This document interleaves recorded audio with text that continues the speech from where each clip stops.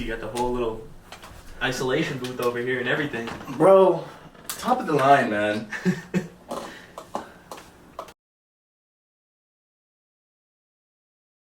Well, ladies and gentlemen, the man, the myth, the legend, the man with many talents, Roman Atlaz, bro. Hey, how you guys doing? Bro, I want to tell you, you hit me up to be on the podcast, but the day you hit me up, I deadass was going to hit you up to come on. Because when I met you, I was like, all right, we met at the gym, whatever. Yeah. And I was like, he's into fitness like me. That's cool. Already instant friend. And then we switched like IGs and stuff.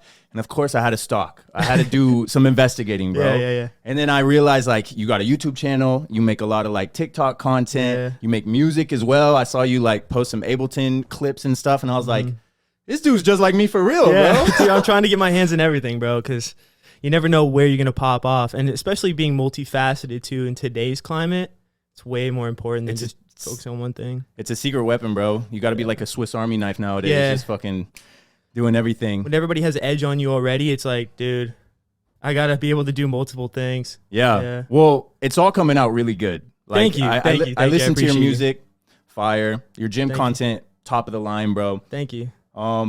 Nobody's really noticing yet, but yeah, it is what it is. That's kind of like the line of progression is always kind of just flat, you know? Yeah. Like a dead heartbeat, just until finally like one thing pops off and then it all starts building and grinding. But I believe in you, bro. You're gonna get there. Thank you, bro. Yeah, I had a buddy of mine that when he switched over to the new gym that I'm going to now, he literally did a collab with one person. One video got him from like 60K to like 120K. On what? It's just like he on Instagram. Okay. So yeah, it's a different platform. So it's like, but it's kind of big on Instagram is way harder than like harder. TikTok. I was about to say that it's a hard platform to grow on. Yeah.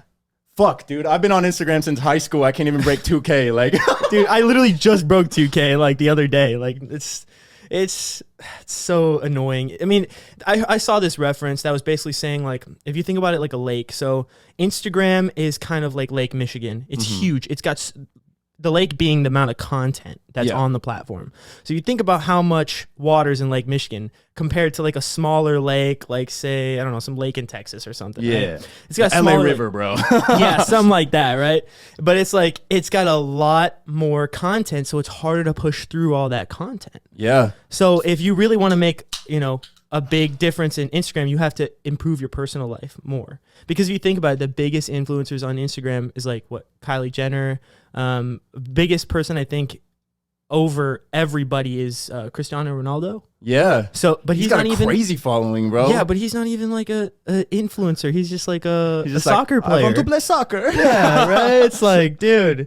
I mean, but that goes to show you, like, I mean, there's stats that are saying like Instagram's gonna die pretty soon. I believe it. I 100% believe it. Yeah, I mean, it's kind of scary, but it's because I've dedicated so much time in Instagram, but it's like I could see it dying, low key. It feels like out of all the social media platforms right now, investing into Instagram is like the worst return on investment. It's like the poorest investment you can make right now. Obviously, it's still valid, so you got to keep posting and doing stuff, but I really think TikTok's taken over.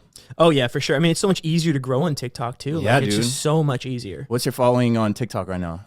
Like around 5K. That's good. Yeah, That's good. I mean, it's easy to grow. I mean, literally one of my old videos kind of blew up, and I was like, oh, okay, cool. I remember one day I was contemplating TikTok, and I was like, I don't know if I can even really grow on this platform. I'm posting like consistently, trying to get, more engagement. And then all of a sudden, I'm about to give up on it, right? I literally, the day I was about to give up, and I like opened my phone, and boom, one video blows up. It gets me to like 2K. I'm like, oh. You're like, oh, okay. That was easy. That was easy. Smack the easy button. Yeah, I was like, was easy. Cool. I was like, awesome. Let's do it again. And it took me forever to try to get in again. But yeah, they say the TikTok algorithm is kind of like gambling. Like it'll feed you one video that blows up, and then it's like, all right, you had that. We're gonna kind of like mute these other ones for not like full shadow ban, but we're kind of keep these ones kind of low, but still give you some. Yeah. And then boom, another one pops off, right? And old videos too pop off. Yeah. So you got to keep them up. I had this conversation with my boy yesterday. He was posting a lot of, he does like get ready with me content where he's like fashion forward stuff. And he started like kind of blowing up, getting some followers, doing stuff. And then he had like a medical accident that happened. So he stopped posting for a while. but TikTok was still like pushing some of his old videos. So the other day he got like 50, 60 followers like overnight just because it pushed one of his old videos that kind of blew up again. Oh, that's awesome. So yeah, he was like, I'm not even doing anything. And it felt nice, you know? Dang. Especially in a time where he can't really like. Did he get seriously injured? I want to have him on the podcast to talk about it himself, but basically what happened is like he got Bell's palsy in like half of his face. So half of his face went like paralyzed. Jeez. So he's wearing like an eye patch right now. And it sucks for him because he's a fucking supermodel. Like literally he's a model. Like he gets paid You to ever be tell him about like trying like alternative forms of medicine, like acupuncture or something? acupuncture? I haven't really tried acupuncture myself, but I preach a lot because I watch a lot of Joe Rogan podcasts. Okay, me too. I'm a big fan of the JRE, bro. Yeah. So I mean, has he ever tried any stuff like that? Well, like DMT? Yeah, bro, straight to the dome. Yeah, just that'll fix your face, Shit, bro. tell him to blast some trend too while he's at it. Shit. What kind of forms of alternative medicine you thinking about? Like some medicinal mushrooms, maybe. Here's the thing. I am a big fan of all that stuff. Okay. He has never taken any Well, I mean, you drugs told in me his life. you're going to Coachella, so I Oh, figured. yeah. Well, you already know what happens at Coachella. I don't think people have to, like, explain it. But, yeah, he's never been a big drug guy. I went to high school with this kid. That's where we met. And then it was my first roommate out here in LA. We lived together. And I kind of went through, like, this crazy party phase where I would go out, take a bunch of drugs, hook up with girls, do whatever. He had a similar party phase in terms of drinking, but it was like a strict hard no policy on drugs. He was like, I never want to try it. I was like, good for you. Mainly he was like, I don't want to disappoint my mom. I used to have a buddy like that too, so I understand. Yeah. What about you? Any party phases in the past? Dude. Or? Oh, dude. I'm telling you, my high school experience, that's all it was. Like, I remember, so my mom was like super cool, super down to earth. And she basically allowed me to have like this whole back section, this whole back room. And this is how I got into music. So basically I would like throw these, I had this space. So I was like, okay, one summer my friend comes over and he's like, hey, you tried this like DJing thing? Like, check this out. Look at these DJs. And Vine was popular at the time. Yeah. So we were, watching all these Vines, these crazy DJs throwing these crazy sets and like all, festivals and stuff like that. We couldn't go. We were too young. Yeah, of course. So, but we loved to watch it. So we started like mimicking it. We started playing with little DJ apps on our iPads and stuff. I had a Surface Pro 3 that I set up with a little DJ app. I loved it. And I was like, we got to like bring some people together and see if we could actually throw a party. And we did it. We brought a couple people together. We actually threw a party. I mean, the mix was trash, not gonna lie. It's okay. But, You're starting out, bro. Starting out, right? And people had a great time and they loved it. There was like no crazy drugs. There was just alcohol. Everybody having a great time. Girls dancing. It was just awesome. We had like 20, 30 people there. And over time, it kind of grew. But then it kind of grew into something we couldn't really handle anymore. Okay. Yeah, so like Roman Atlas Project X parties. Everybody's pulling up. Dude, we had like, 150 people in my backyard. Cops it was crazy, dude. We had like you had the helicopters. Yeah, everything, dude. I'm telling you. And it was like, it just got out of control. And the party. Someone's pushing a car into the pool, bro. Like, well, there was no pool or anything, but it was it got to a point where they were bringing too many hard drugs to the party. Okay. And that's when the Xanax kind of wave kind of hit LA. Ooh, yeah. So it was like, dude, we had people, I was escorting people out of the party that I didn't even know like if they were really conscious anymore.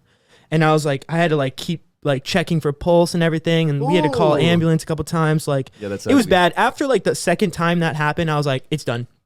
We're shutting it down. I'm not going to have this happen. I'm not going to have somebody die on my property. You know what I mean? Nah, you can't have that. That's a bad look for That's sure. a bad look. That's jail time for sure. Yeah, that's a felony, So, I think. Yeah. So we cut it off after that, but I still love DJing. So I did some DJing and stuff, little tiny gigs at like parties and stuff. But honestly, dude, it wasn't the same after that. And I kind of just like got into this mode where I was like, man, I like DJing. I like playing other people's music, but yeah, I don't want to play other people's music. I want to make the music. Okay. I want to be the one that people dance to, stuff like that. You don't want to be at the party. You want to be the party. Yeah. You don't want to throw the party anymore. You want to literally be the fucking party. Yeah. Exactly. And I loved how music kind of brought everyone together too. Like, you can't have a party without music. No. You just can't. No. You know what I mean? Like, it would be awkward and weird. Everybody just standing around. You're just standing around. You hear people's sneakers like, yeah, exactly, right? Like those Crickets, silent dude. parties with the... yeah. Those things are weird. I went to one of those before. That was weird. I love them. Yeah, they're I went cool. to, just a little tangent, I think it was Escape Nocturne. It was Nocturnal Wonderland. Insomniac's big rave that they do, and I was camping out, and they had a silent disco. Oh, you're like a real raver. Yeah, dude. And I went to silent disco, and I was fucking. It was my first time doing acid. So I was like at the silent disco, the trees are like trying to hug me and like speaking to me and shit. And I was like, what the fuck? Oh, you had a great time. Yeah. I was on a vision quest, bro. Full blown in a different dimension. That's awesome. But go on with you getting into music. Yeah, so I was in, this is, be in mind, this is still in high school. Like, Okay. this is like, I'm 16. I'm just like exploring. I got out of soccer. I played soccer for a majority of my high school career. And I got out of it because I wanted to fully pursue music. And plus I had enough credits already, whatever, right? And so my grandma had recently passed away at the time, and she left some money. So I was like, you know what? Let's take that. Let's go to school with it. Let's educate ourselves with it, rather than go and buy some fancy new car. Yeah. Yeah, you know, try to flex or do all flex this or do a bullshit. bunch Yeah, of other yeah. BS with it. You know what I mean? That's what my grandma would want. So I was like, okay, I'm gonna fully pursue this music thing because I have an interest in it, and I found this kind of passion early. So I'm like, all right, cool. So I went to this like online recording studio because obviously I'm still in school, so I got to like portion my time out. What school did you go to? I went to Burroughs over in Burbank. Okay. No. What online school? Online school? Yeah. I went to RRF EDU, recording connection, something Okay. like that. Okay. Yeah, shout out to them. I don't even know if they're a company anymore. Shout out RFEDU. So I found this recording connection place, right? Mhm. And I was like, I want to like take this a step further. So they offered a like in-person internship type thing, but Oh, I had to actually like go in and then get an interview with them, and they had to interview me and accept me to the studio.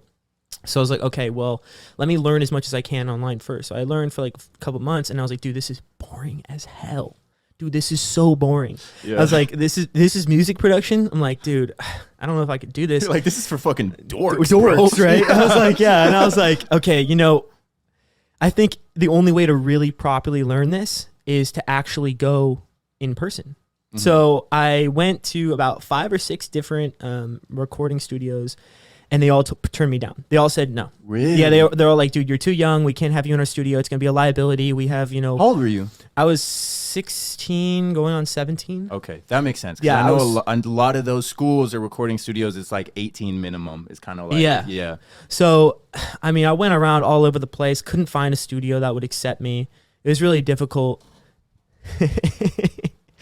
And basically, my last studio, I was going to give it one more shot. There's this place called LA Abstract over in Studio City. I can say their name now because they shut down because of COVID. They're all shutting down, bro. Yeah, It's a no, curse it's on- bad. On the music schools. I'll get into that a second later. But basically, I'm sitting in the interview room. My mom takes me because I didn't even have a car yet at the time. So, and my mom's sitting in another room, and I go in for the interview. I'm sitting there, and I'm like really just trying to like talk to him. And I'm telling them about my situation, how I found music, and all these other different things. And they just get quiet. They just Bro, I stop. don't want to interrupt you. Can you close this window? Sorry, guys. We're in LA, and there's a fucking raining, hurricane yeah. rolling through or something. I got Yeah. my window wide open, bro. It's like raining in here. I see my boy getting splashed on. You're in the splash zone. I was like, oh, shit. It's all good. It's all good. But yeah, so I basically, they got all quiet on me at the end of the interview, and they all looked at each other and was like, yeah, can you step outside for a second? I was like, okay. So I step outside. I'm like, yeah, this ain't happening. I was like, this just ain't happening. I could tell by the vibe, whatever. And they come out and go, hey, come back in here. So I come back in there, and they're like, you do you laps. know, Like, step outside. Now come back in. Now Yeah, step outside right? again. and they're like, how bad do you really want to learn this? And I was like, bad. Like, I really want it bad. Because I remember, like, from the Vine days, like, watching these DJs, I idolized them. Yeah. For, you know what I mean? And Yeah. I was like, dude, I want to be there. I want to be in front of that crowd. I don't want to be a DJ, but I want to, you know, I need to learn how to like do that. Exactly. And they just looked at me like, all right, come next week. For real. And I was like, all right, I'll be here. I was there like 2 hours early, just waiting at the front door before they even opened. I wanted to be there all the time. I wanted to skip school every day to be there. Yeah. Like I didn't see a point in school. I would bring my laptop to school and open it up in the back of the classroom, put my hoodie on, and just make music in the back. And my teacher, I had one teacher, amazing teacher. Shout out Miss Carlton if you're out there somewhere watching Shout out this. Miss Carlton. Shout out Miss Carlton. She literally, like, this is my senior year. Mhm. So like fast forward like a year and a half. And it was my senior year, and we had this big paper due at the end of the year. And she looks at me and she notices every day in class that I bring my computer. I'm sitting in the back. She's like, Roman, instead you can turn in a sick fucking beat, bro. You don't need to do your. She goes, you can write a song. Did she really? Yeah. Oh She shit. goes, if you write a song and you explain how you wrote it and everything like that, like I'll give you points. I was joking, but that's a fire. I know. that's I a was fire like, thing dude, right there. like I looked at her and I was like, dude, this is what teaching should be. Yeah. Like this, people following their dreams. I was always stuck in this group, like a C student kind of group, where I was like, I didn't see the point. My favorite question to ask the math teachers was, when am I gonna really use this in life? And they can never give me a real answer. They say, Roman, shut up, or go to the office. You know, it's like, but I want to spend my time. I'm young. I'm like able to learn a ton of information at once. Like, yeah. Why am I not learning what I want to do? Dude, I feel like high school really caters to just like everybody. It's such a broad, like, I don't even want to call it a program, but it's such a broad education system that unless you're going to like a trade school or something, it's never really going to cater to whatever you want to pursue in your life. They're going to teach you like Pythagoras' theorem, but they're not going to teach you how to like EQ your bass to make it sound good with your kick or whatever like you want to do. There's a lot of people that kind of feel like limited by the education system. At least I know I kind of did, because like when I was in high school, I wanted to be an actor. I was like, I'm going to move to LA and be an actor. And like I was so driven and passionate about that. Same thing with music though, but I didn't get to music until I moved to LA. But I just remember I was like in class, I can't focus on anything. I was like, I have this bigger goal that I want to do, like this other thing, and like I feel that algebra's not cutting it right now. Not cutting it. Bro, Like, I had a big problem with algebra. My algebra teacher and me did not get along. I believe it, bro. I don't think anyone gets along with their algebra That's a teacher. teacher.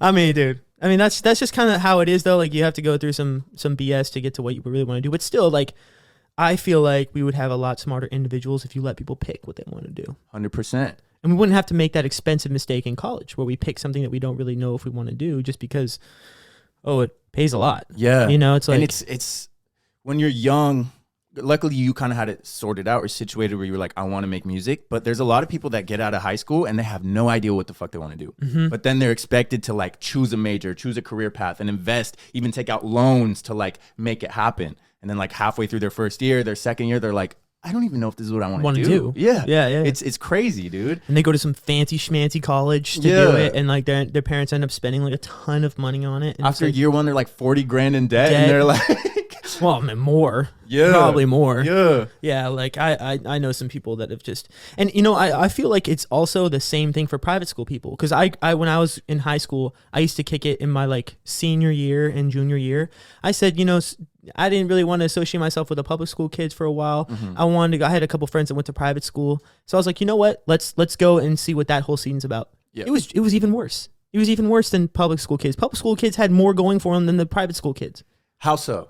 How so? Just because like, so a lot of them have like, they have a lot of like stuff that, you know, a lot of money. Their parents can throw money at stuff and just like, they can countlessly do all these different things, but they don't really want to do it. They don't really care about it because they know they're already set. I ask how so because I got both situations. Up until high school, I was in private school. Okay. And same thing, bunch of rich kids, they got all the money in the world, bro. So it's like what else do you do? Like you're not you know gonna be you're set. You don't even need to go driven if everything's handed to you already, exactly. you know? And then I begged my mom, bro. I was like, I'm tired of this private school shit. I was the only Mexican kid, bro. So I got ripped on, bro. Every day they were like, Esta Beaner, Esta Boner, Esta bitch. Like I heard everything under the sun, bro. And so I told my mom, I was like, I'd rather go to public school. And she's like, public school's rough. They're going to eat you up. Like, but that's what life is like. Yes. And I was like, well, let me figure it out. Let me handle it on my own. And she was like, okay. And then I went to public school, bro, and I ran that shit. I was like the mayor of my public school. Like I got along with everybody. No, dude, I totally get you on that one. I loved it. And I was like, fuck. But a lot of those kids in public school, you got some bums and shit. That's going to be anywhere. But a lot of those kids were like, I want to do this when I'm older. I want to do this when I'm older. I want to do this when I'm older. Instead of like, I can drive my Mercedes to school because my daddy got it for me and like, I'm going to be set, whatever. Like, how old are you right now? 23. 23. Okay. Yeah. Yeah, because I met this kid at the gym and he was telling me about how he got injured and so he stopped doing squats. And I was like, oh, how'd you get injured? And he was like, it was actually pretty recently. It was like my senior year of high school. And I was like, whoa, what the fuck? I was like, how old are you? This dude has like a full beard, man bun, like buff as shit. I was like, how old are you? He's like, I just turned 18. I was like, Jesus Christ, bro. There's a lot of kids like that right now. I think because of COVID, a lot of the younger generation, they just kind of got forced into life a lot quicker. Mm-hmm. So like they had to respond to it, and either they sank or swim, you know? Yeah. So I know a couple kids that they didn't even get a prom, they didn't get a senior year, they didn't get anything, and now they just got thrown right into life. That was my girlfriend. Her senior year was 2020, and so she didn't get a Yeah. prom, she didn't get a graduation. I feel didn't do really any of that bad for shit. people that went through that. Like, cause if you don't have a prom or anything, I feel like that's a big, like, highlight of your life. Yeah. You know, like That's something you look back on fondly, and you're like, Yeah. oh, I remember like my senior prom or whatever. senior prom. Like, yeah. And I made sure I went to like every single dance. I went to every prom. I went to everyone, even if I didn't have a date. Mhm. Like I went to every one of them just to say that I went, Yeah. you know? Just to have that experience under your belt. Exactly. And dude, if you like got in a car accident next year, you know, you'd be like, oh, at least you went to prom. You know, at least I enjoyed life to the fullest Yeah. extent that I could, you I'm know? gonna be on my deathbed. They're gonna be like, "Is there any one thing that you like, or look back fondly on?" At least I went to the prom, bro. At least I went to my homecoming. Yeah.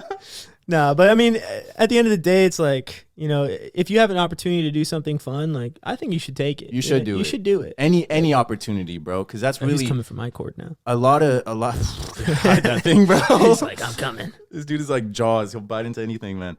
But I agree with that. I feel like a lot of people in life, they're kind of like, oh, I want to live like this great, exciting, like invigorating life and stuff. And they're like, if I like work, which yes, I do believe in working hard, like I'll get there eventually. But it's also like you have to enjoy life as it goes along. Mm-hmm. Like you have to live in the moment. If you get an opportunity to do something fun, do it. Now, I'm not saying if your homie hits you up on the weekend, he's like, let's go out and get thrashed and just like hook up with so-and-so, like nothing like that. But like if you get an experience or an opportunity, like for example, in high school, I had the choice between going to my very first EDC, like that big rave in Vegas, or going to Australia and New Zealand. And at the time, I told my mom, I was like, I want to go to EDC. Like, I just turned 18. Like, it's going to be fun. And my mom was like, smacked me on the forehead, like, are you a fucking idiot? She's like, you're going to go to Australia. And I was like, I don't want to, like, all this stuff. But now looking back, I'm like, thank God my mom had some fucking sense, bro. Yeah. Because I went to Australia and New Zealand. It was like our senior trip kind of thing. If like you can afford it, you could go. And I had the time of my life. Like some of the fondest memories, bro. I made so many friends. Like I still follow some of the people on IG that I like met out there and stuff. So it's like shit like that is where you get a lot of just experience. You can never go wrong with traveling. You can never You go can wrong never with go wrong traveling. with traveling. Like, I mean, well, unless you get kind of stuck out there or something, you know, negative happens, you get kidnapped. But I mean, but other than that, like you can really never go wrong. When I was younger, my dad basically, he was like, hey, there's this big trip that your schools is organizing. Do you want to go on it? And I was like, I don't know. I've never been away from home that long. It was about a month of just straight Europe trip. And it was with a bunch of classmates. Did every high school do that? No, I think it started because of the EF tour company I that don't started even know doing what like that is. cheaper tours. So dude, I'm going to do one this oh, scared the crap out of me. I'm going to do one this summer to Germany. Oh, for real? Yeah, it's just like cheaper travel, and it's also like they put you in like a group of people who are kind of like the same age group as Okay. you. What So, part of Germany? I don't know, just wherever they send me. You just pay for like the whole thing, and then they even include food, hotels, airfare, So it's like all travel, accommodations. everything all together. Yeah, for a one price. I went to Germany, bro, and I remember I was like, I want to go to Berlin. I want to go to like the underground techno scene and just see like the scenery and all this Yeah. stuff. And when I ended up going, I went to fucking Frankfurt, bro. And there ain't shit in Frankfurt besides like a very creepy red light district. like you think of the red light district in like Amsterdam, and it's kind of like, it's popular. A lot of people are there. It's kind of like captivating. Like the one in Frankfurt was like, this seems a little dark. Like this is kind of weird. Well, bro. I mean, Germany does have a pretty dark past. So I mean, Yeah. I honestly, because like I have some of my family is like Jewish. I do want to see like some of the dark parts of Germany. What kind of darker parts? Like World War II era dark, or just like Yeah. like things in history? Yeah, kind of stuff? yeah. I think it's very important because I went to when I was in high school. Just a little backstory. I went to the Museum of Tolerance, and I honestly it's like a museum documenting kind of the Holocaust Okay. and the negative parts of the Holocaust. They even have like a gas chamber you step into and stuff. It's Really? It's pretty dark, but it was super important for me. I know like growing up it was very important to like understand that. And it's it's a dark part of history, but you have to make sure you understand it because history can repeat itself if you forget about it. So That's like, true. and I see kind of like some stuff coming up now where it's like history is going to repeat itself if people don't. You're like, should we be worried about this? Yeah, like come hey. on, guys. Like the whole Kanye thing that kind of happened. I was like, come on, guys. He's like, he's preaching some pretty dangerous stuff over here. Like, and especially someone that has that much influence over like exactly. culture and just the big audience that he's amassed over time. It's like that's a dangerous thing to let loose. Yeah. And or kind of like, I don't like to get super political, but like when Trump was in office, there was like a massive divide. I think we could all feel it. Like people were just like, oh, this guy says some racist shit, so like it's cool to be racist again. And then people were just like speaking out of pocket, doing the gnarliest shit. You're like, trust me, dude, when I was in Texas, like people think like that stuff doesn't exist anymore and stuff like that. Like I've seen it firsthand. Yeah. Like when I was working in fast forward, I worked in the weapons industry for a while. Oh, no way. What'd you do? I was RSO, a range safety officer, and I did rifle instruction, rifle training, pistol training. You've done a lot of cool shit, bro. Yeah. I mean, you told me you were a PA. You've done some rifle training shit. Yeah. I've done a lot of different things. We'll get into it. I'll go through like the full thing from tail end to where I am now. Okay, but so you're teaching people how to shoot ARs, huh? Yeah, okay. and we had some crazy clients come in, and I mean, there was African Americans like in the store, and they would say some pretty wild stuff, and it's pretty heated in a gun store, man. Everybody's strapped up. Yeah, like if something pops off, it pops off. It's a literal pop off. It pops off. Yeah, so it's like, and then sometimes you sit there and you have to cool down the client. You're like, hey man, we're chilling here. You know, let's calm down. Let's what do you want to buy? They're like, bro, let's buy guns. Let's not use the guns. Let's not use the guns. Yeah. We had a couple, you know, everybody in the store, all the employees were all strapped up. We had like a little code, little wink kind of thing. Mm-hmm. Where like if stuff pops off, bro, everybody in the store is getting dropped. Kind of like flashing like a baseball sign. Like everybody moves to like a certain portion of the store so we all don't get caught up in crossfire. Mm-hmm. And then it'll pop off, and we just lay everybody out. We'll figure it all out later. Yeah, shoot first, ask questions later. Ask questions later. Yep. That's so crazy. How long were you in Texas? I was there for a year. Basically, I was living in Ventura for a while during COVID. 2020 came around. And I love the beach. We were living right on the beach over there. It was like our little vacation home. It was amazing. Honestly, it was incredible. And that's when I was going to college. I was going to Los Angeles College of Music. I would never recommend that school to anybody. I'm telling you right now, that school has done the most shady stuff I've ever seen. He's like, hey, fuck LA College of Music. Seriously, shady stuff. Like if anybody's ever thinking about going there, rethink your life decisions right now. Go to a different college or just learn music yourself, because it's not worth going into. Not worth the headache. No, and the money. Like it was just ridiculously expensive, and it was just poorly ran school. And they give out like false information about the industry. It was just a really bad experience. Is it one of those schools that are like, if you graduate from our program, you're gonna make it. You're gonna be a star, and then everybody's like, no, shit, they don't promise it. They know that like there's failure and there's know what I mean. But the things they teach there are really out of date. And don't get me wrong, I studied music business there, so I already knew how to make music because of high school. Yeah. So I went into making EDM music to rap music when I was working at that studio. I was an intern at that studio. And then when college came around at the end of the year, about October, I basically I was the last submission for the school because I found it online. It was like May. I'm about to graduate. I was like, dude, I gotta go to college like real quick. So I like looked it up. I applied. I went to go tour the school and like, oh, the last day of submission is today. And I was like, okay, well let's submit it. So I put together a clip. Yeah, I put together a little clip of how I produce and stuff like that. I got accepted, and I was like, oh, that's awesome. Things are looking up. Yeah, I was like, they only had like a 40% like admission rate or something like that, so it was like pretty low. So I was like, dang, I must be kind of good if they got me in there. So I was like, all right, cool. So I did it. And I got in there, and dude, pretty quickly I kind of found out that the people at the school, I went to public school my entire life. Yeah. And going from there to private school, I didn't know how fast word travels. Like, I didn't know. It was very awkward for me, because it was like, as soon as I got there, like, beef, drama. Really? It was so quick, dude. Like, it was so fast. You got into the beef? Like, beef with you? Yeah, like, I would get into so much beef because of either girls or because I said something to somebody or something like that. Slinging dick, huh? And someone was like, bro, that's my girl. Yeah, dude, I don't know. It was like, they're like, you make better beats and you fuck harder. I gotta fuck you up. I feel like there was a lot of jealousy too, because I already had a previous history in music. Yeah. So it was like, people like, how the hell is this guy doing all this? Yeah. And I was trying to teach as many people as possible. I wanted my roommates and my little squad there to be like the most equipped dudes, so I can build upon them and like help them. But I'm not even gonna lie, dude. I was like kind of toxic at the time. I just came out of like a really bad relationship, and it was kind of like a weird time where I was like kind of going through these weird toxic traits and stuff like that. It all happens to everybody, you know, like We all have to go through it. we all bro. have to go through it. And I kind of learned pretty quickly the negative side effects of that. So, I mean, after that, I kind of ditched all that kind of stuff, and I left college. And dude, it was like, You left that music school. yeah. So, well, I mean, I was kind of forced to, because COVID came around. So it was like 2020 came around. It was like my second year, I want to say my second year. And I was already, I already moved out of the dorms, already moved out everywhere. And dude, it was a crazy experience that first day. We saw bodies dropping on Instagram. People like, yeah, dude, like we had students from China. Okay. And we would see the videos they were posting or like reposting on their story of like people just dying on the street About from COVID? From COVID.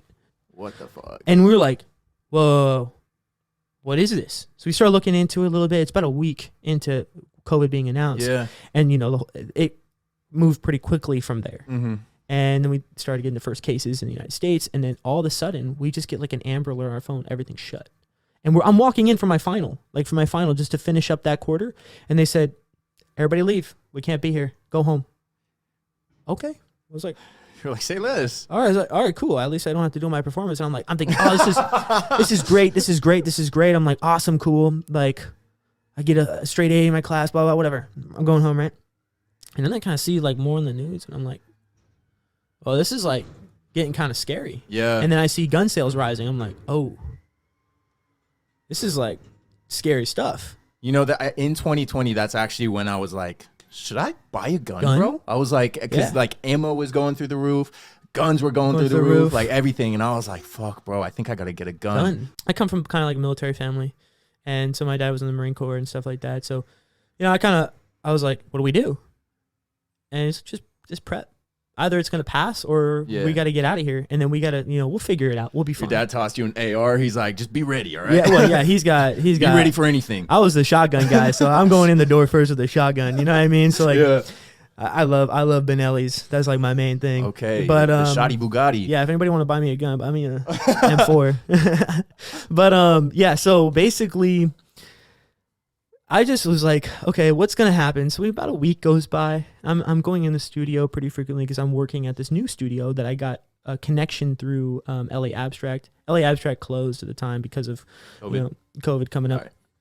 And plus, their business was slowing down, so I moved and transferred the studios because of a connection that I had at that studio. Mm-hmm. My homie Alex, shout out Alex, wherever he's at, and Drody, Shout out Alex. Drody.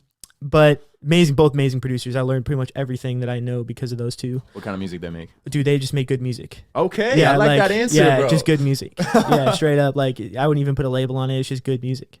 That's But what's up. yeah, I remember sitting there for like a year watching them being like, well, these guys are like magicians. Like they're so quick on everything. But besides the point, but yeah, we went to this place called MSM Productions, and this is where I got like my first real taste of the real music industry. I was basically working with Machine Gun Kelly, Oh shit. signed Sony artists, people from China that I never even knew existed, but they apparently have like Crazy following. crazy followings. Yeah. Like they couldn't even speak English, so I didn't even know who they were. I didn't know anything about them, but I mean, there was people lined up outside the studio following them. I was like, Damn. jeez. I was like, all right, cool. And I mean, we worked with like Sony writers groups like that. Worked with Juicy J. You know, he's a funny Juicy guy. J. Juicy J. Yeah, he's always rapping about strippers and stuff. Yeah. He's awesome, man. Strippers and lean, bro. Yeah. That's his shit. Worked with Tory Lanez before. Okay, what And were you doing exactly? Were I was you, doing music production. Like I was doing, my main focus was in vocal engineering. Okay. And I would also do like studio running. I would do pretty much any task they needed me to do. They would bring their own producers in and stuff like that. Yeah. So they wouldn't need much from us. But say if something went wrong in the studio, like a speaker's not acting the way it should be, Mhm. we come in, we fix it, do the thing. We're basically running the studio. Okay. That makes sense too, because like when I listened to your music, bro, that's the first thing I noticed was like the vocals were crispy. I was like, this sounds like top of the line. That's my main thing is vocal production. Okay. Yeah. I love vocals. I gotta hit you. That's probably my weakest aspect in my production is my vocals. I got you. I make like crazy ass like beats. I make a lot of EDM, electronic stuff. Like I feel really confident with that. I feel confident with my voice and like my singing, rapping, whatever I gotta do. But when it comes to mixing it, bro, it sounds like dog water, bro. Dude, mixing I still have a problem with, not gonna lie. But I have I'm good. buddy. Here's the thing. I'm good at mixing down a track. Like I can get a solid, clean mix, like just sounds level, even on like any medium speakers, whatever. Yeah. But it's just mixing vocals, bro. I can never get it. I'm like, I want this to sound radio ready. It's its own art form, to be honest. It like is. in music, you have like these subsections of things. Like you could be a great beat producer, but a horrible mixing engineer. True. You know what I mean? Like, but you could also be an amazing mixing engineer, but a horrible beat producer. Trash ass beats. That's kind of the thing with being a music producer nowadays, especially like what you were saying. If you want to go the whole like I want to be a touring DJ type of route, you're expected to like make your own music, mix, master your own shit, market your own stuff. Like you have to be like a one-man band. Yeah. And it gets a little taxing. It can be a lot to take in, especially when you're first starting out. Yeah, I'm doing that and gym stuff, so I know. Bro, like I said, we're almost like the same person, bro, because I'm juggling like music. I'm trying to release one song a month, so I'm juggling like music, marketing my music, mixing, mastering. I started a YouTube channel this year, so I'm doing like fitness content, self-improvement content, cutting that, throwing it on TikTok, making clips, doing all this shit, going to the gym. I'm trying to start doing like gym content, like in the gym, recording and stuff. Let's talk a little, we can get back into your life story real quick, but let's talk about this. Since we both do all these things, I find it kind of hard for myself to juggle all of that shit. It can get a little taxing. What is like some tips or some recommendations that you can give? Because you seem to have a pretty good grasp on all that. So this is something I frequently struggle with as well. And I work, right now I'm doing a bodyguarding for like celebrities and billionaires and stuff like that.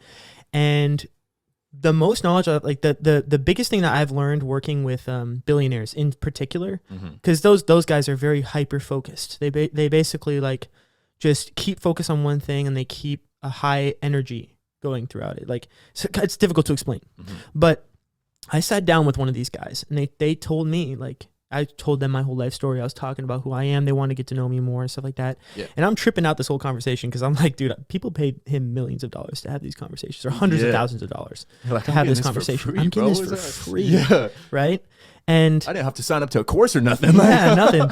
And he sits me down and he talks to me. He said, I asked him, like, what would you say is the most important thing to your millions and to what you do? And he's like, focus on one thing at a time and whatever you're a high achiever at. And that hit me hard. I'm still wrapping my head around that. Yeah. It's like, if you think about how distracted you can get trying to chase all these shiny objects, especially being out in LA. If you want to chase doing this and chase doing that and chase doing this, you're going to have a pretty spread out kind of attack on life. Yeah. You know what I mean? If you don't hyper focus on one thing, or at least like two things. Yeah. Like you're going to get pretty drowned. And what would you say is the one thing you're hyper focused on, or that you achieve the most success with, that you are really driven at? Right now? Yeah. I would honestly say it's marketing. Really? I would say I got into e-commerce and stuff like that about last year. And because I want to make some money online and stuff like that. But I actually quickly realized that everything is marketing. Everything, bro. Everything. Yeah. You can't really have anything successful if you don't have a good marketing strategy. I had one guy, they told me this at school too when I was going to Icon, but like you hear a lot of people, they're like, when you're an artist, it doesn't matter how talented you are, it doesn't matter how hard you work. They were like, yeah, that's going to take you far enough. It's going to get you to a certain point. But they said 50% of the battle is working on your craft and getting better at it. And the other 50% is marketing, getting your name out there, getting your shit out there. Yeah. Like all that, especially in today's day and age with like social media and all this, like you said, it's massive lakes of content. It's oversaturated. And so it's like, even the guys who may not be as talented, but have better marketing are the ones that are going to get seen by like everybody else, And also I would also attach networking to that. Yeah, So if you're a 100%. good networker, like if you can network efficiently, you're going to go twice as far as somebody who has like more talent than you. Yeah. Just because you can get in the room. That's something that one thing my college did tell me that was a really good piece of advice is get in the room. Doesn't matter how you get in, you just have to get in the room. 100%. So that's kind of what I perceived as like the most important lesson. So that's why I got into the studio. That's why I got into bodyguarding, because I actually in the room with these dudes making billions of dollars. Yeah. Not millions, billions with a B. Like these boys are pulling numbers. They won't even get out of bed for anything less than 100 million. God damn. Yeah. Like they're just on some different level type stuff. This is good people you want to surround yourself Exactly. And if I'm sitting there and surrounding myself with high achievers, and I, dude, trust me, when I'm working, I notice everything. I'm sitting there, I'm taking freaking notes. I'm sitting there, I'm like, okay, how is he moving today? You know, what does he give himself relax on? Like, what does he do on a day-to-day basis? Mm-hmm. You know, I just want to observe it like kind of like a fish tank. Yeah. You know, I want to see how the shark is moving in the water so I can mimic it. When you see these guys, what are kind of like their routines, or like what are some things that like some habits they've built that you see are like repeatable patterns that kind of lead them to their success? Are I they would like say waking up early and taking cold showers. Is this shit like that, or is it like they are actually like routines. routines? Yeah. They are stuck in a routine and they are disciplined with that routine. Everything goes out the window if they don't have that routine. In the morning, they wake up, they do their thing. Even if they have a girl over or have somebody that they're with, they kick them out. I got my routine to do this morning. Sometimes Get I do outta that here. with my girlfriend and I feel bad about it, but No, I'm don't. like, baby, when I'm Don't. rich, it's gonna pay off. She honestly, subconsciously, she's gonna know. Yeah, this guy's focused towards what he wants to do, and she's 100%. gonna have more respect for you for doing that. If anything, she kind of helps me towards my goals, towards my ambition. That's what you 'Cause, want. yeah, If she doesn't add to what you're doing, She needs there's to, no reason for you to even- whatever partner you choose in life, they have to add value, and you want to have to like grow together. They want you to succeed, because if you succeed, they succeed. If my girl succeeds, I succeed. We are like a team, you know? And that's the biggest decision you can make in your life Is who you choose to is be who with. you choose to be with. It's so underrated, and people are like, "Oh, I could just have all these other different girls and stuff like that." That's great. That's great. You can be like a Genghis Khan if you want, dude. But but to be honest, like if you got like a Cleopatra on your side, it's different. There's that old cliche saying where they're like, one good girl is better than 100 hoes, you know? Yeah. And it's like, it's fucking true, dude. Mm-hmm. Because I had like a big hoe phase. I don't want to say massive hoe phase, but like growing up until like recently, honestly, when I was like 24 is when I cut all the bullshit. I'm 26 now. And I was just hoeing the whole time, bro. I wouldn't say that's a bad thing. I feel like every guy needs to kind of go through it. Because in this sense, though, I feel like you have to learn how to sell yourself, and that's the easiest way to learn how to sell yourself. That's why trying they say to be with somebody. Car salesmen or like people in a sales position are the best with women. Because they can sell themselves. If they can sell shit, they can sell themselves. And that's all, like you said, marketing is everything. Yeah. Even if you don't realize it, everything in life is marketing and selling yourself, especially if you're going to be an artist. But if you want to be good with women, you have to sell yourself. You know? Yeah, That's all it is, bro. There's a lot of different ways you can do that. I'm not gonna lie. Like the main reason that like I even got into working out and stuff like that was I got out of a relationship, and I was already into like working out. That's but so I want to funny. make her regret it. You know what I mean? That's so funny, because I was going to ask you. I saw you were like big in the gym. Obviously, you make fitness content. And I was like, who hurt you?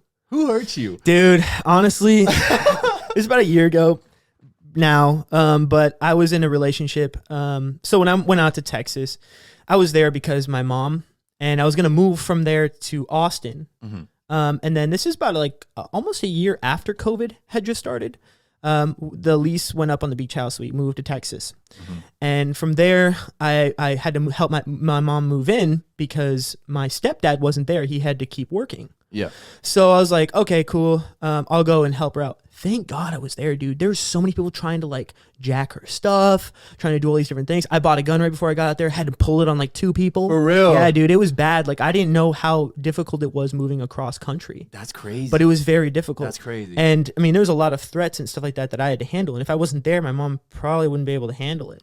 Like they pulled up the truck and they're like, we want 18 grand to pull all your stuff out the truck. And I was like, hell no. 18 grand? Yeah, I was like, You're bugging, hell bro. no. I was like, oh, we need another $5,000 to put it in the driveway. Flash the Glock. Get to stepping. That's bitch. what I did. Like, literally. That's what I did. I pulled up. I put the Glock outside my pants. And in Texas, it's constitutional carry. So Yeah, you can do that. Yeah, you can do that. And I'm on my property, so I can brandish my weapon if I want to. Yeah.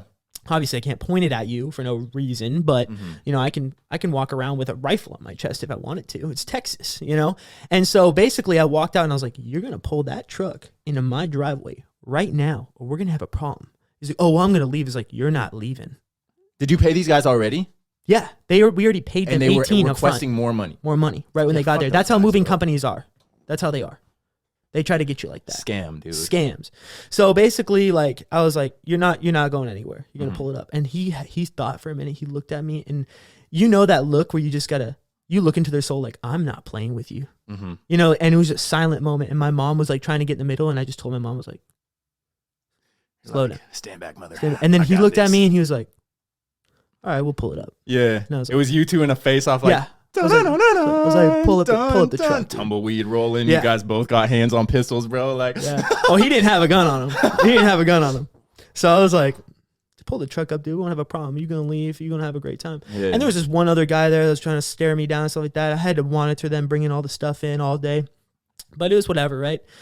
We paid them. We tipped them and everything like that. Had a great day. Get out of here. You know? Yeah. Actually, we made a friend out of that. One of the guys was into fitness and stuff like that. So I met him at the gym. I mean, it was cool. It was like, you know, like after, the dude was like, bro, the way you pointed that gun at my boss, that's a flex. I wanna didn't be point homies with nothing. you. I had it out. I had it out so they knew I had it. But I mean, The way you made my boss shit himself, bro. Yeah. I fuck with you for that. I don't like that guy either. Yeah, fuck that guy, bro. So basically, yeah. And then what happened was, you know, about, you know, a couple months go on, and my mom got really sick. She got COVID at a doctor's office. And it was, The irony, bro. yeah, it was really bad. My, actually, I almost passed away from it too. For real? My mom almost passed away. Yeah. So my mom went to the hospital one night. Basically, my mom had this dream about this dog, this little red dog. And Clifford. yeah, right? Type Yeah. Like a little red dog. And so this dog was like, we have to go to the pound. I had a dream, like a vision about this dog. It's like, okay, cool. Let's go see this dog, right? I'm like, I don't know if we need another dog, but okay, cool. So basically we went, I opened the cage, this dog put his head in my hand, and I was like, yeah, this is the dog. Brought him home, ended up, you know, we're taking care of him. He's a little tiny puppy, so he's playing all over the place, stuff like that. About a week later, my mom gets COVID, and she basically it starts declining. Her health just starts declining like pretty rapidly. Everybody's in the house got pretty bad. Yeah, that's I was scary, getting pretty dude. bad. Like it was the Omicron one that got us. Yeah. And it was a difficult time. And I remember in the middle of the night, the dog coming upstairs, and he's scratching the door. So I go and open the door. I'm like, he wants to come in. I was like, why is he outside? I was like, all right, cool. It's cold out there. Yeah. I open the door. He comes inside, runs inside. He's doing laps, barking at me. I'm like, what's going on? What's wrong? And then he won't go to bed. I'm like, lay down, go to bed. He gets up, he's bouncing off the walls, yelling at me, and he's scratching on the door. So I want to go out. So I open the door, and he go bolts, boom. I'm like, oh shit, there's someone in my backyard. So I go, I grab my gun. I'm like walking out there. I'm kind of sick still. I'm clearing the backyard, stuff like that. And he's at my mom's door, scratching on the door. I'm like, shit, is he inside? So I open the door, and I start like clearing it, and I find my mom just unconscious, just shit. yeah, just like can't breathe. She's staring at the ceiling. It was just bad. That dog deserves a Medal of Honor, bro. Yep. That's So immediately crazy. I was like flashing my light, and my mom, so I was like, hello, can you hear me? I was like, fuck. So I called the ambulance. They were only like 7 minutes away. So they came in, and literally the guy at the ambulance, he was like, yeah, we need to get her to the hospital immediately. She's not doing well. And so basically like, and my stepdad was there as well. But so we were both like kind of concerned. And basically the guy says to us, if you would have left her alone for 10 more minutes, she would have died. And I looked at the dog, dude. I remember staring at the dog. I turned to my dog and I looked at him, and he looked at me, and he was just sitting there staring at me. And I was like, whoa. That was a gift, bro. That's weird. That dog And my is a mom had a gift. dream about this dog. Yeah. I was like, that's wild. Yeah. You know, and I was like, okay, so when can I see my mom? When can I see her? And basically they were telling me, they're like, 2 weeks, she needs to be in quarantine for 14 days, stuff like that. I was like, okay, she's going to be okay though, right? He's like, yeah, she's going to be fine. She's going to be fine. The 14 days roll around. They allow us to see her, and we go into the hospital. And I remember my stepdad goes in, he's talking to her and stuff like that, and the nurse pulls me aside, and she goes, "You seem like the more stable of the two. I need to talk to you about something." And she shows me this scan. She's like, "These are your mom's lungs." I was like, "Okay. Get on with it. What about it? Yeah. What about it?" She's like, "Do you see this cloudy formation happening here?" I was like, "Uh-huh." So do you know what a paranormal looks like? I was like, the same way, I guess. She's like, no. So she shows me a scan side by side. And she's like, has like this blank stare. She's looking at me. I'm like, I looked at her and said, "Just say it. What's going on?" She goes, "Roman, I don't think your mom's going to make it through the day." Oh. Yeah, I'm sitting in the hospital, and like, she shows me these scans, and I remember just like all these memories just passing by, like when I was just staring at the floor. I remember specifically staring at like this tile on the floor. Mm-hmm. And I remember just like the next thing I said is I like looked up and I looked at her and was like, "My mom's not dying here." Let's go. It's like, my mom's not dying here. Yeah, you gotta have a fighting spirit, bro. Yeah, I was like, "She ain't dying here." And she's like, "Yes, bro, man, I understand, but..." What was wrong with your mom's lungs? Was it Just COVID just attacked her lungs, I guess, and there's just mucus building in her lungs. So basically, she couldn't get oxygen to her bloodstream. So she was on a BiPAP for a while.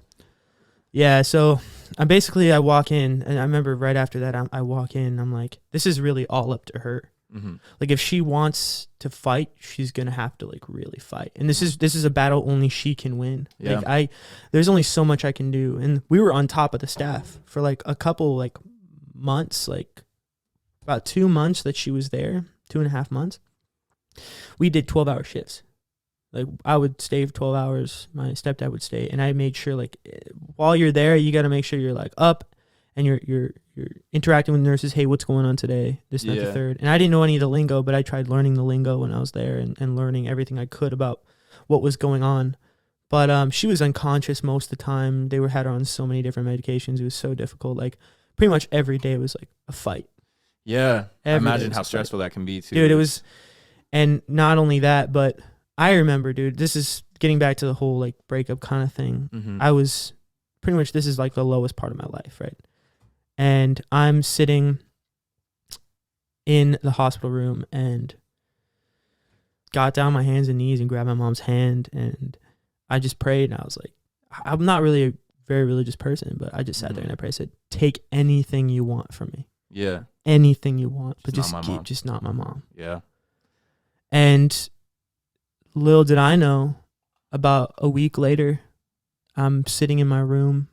My girlfriend at the time goes to LA, and Your girlfriend lived in Texas? no, she lived in my ex-girlfriend. She lived in where is it? Up north in San Francisco. Okay. And basically, she just took down all the pictures. She took a trip out here to LA, took down all the pictures, ghosted me. Ghosted you? Ghosted me. How long were you guys together? About a year. Oh, that's so fucking disrespectful, bro. Yeah, but I was like, you know what? I'd rather that. That's what he took away. There you go. That's what he took away.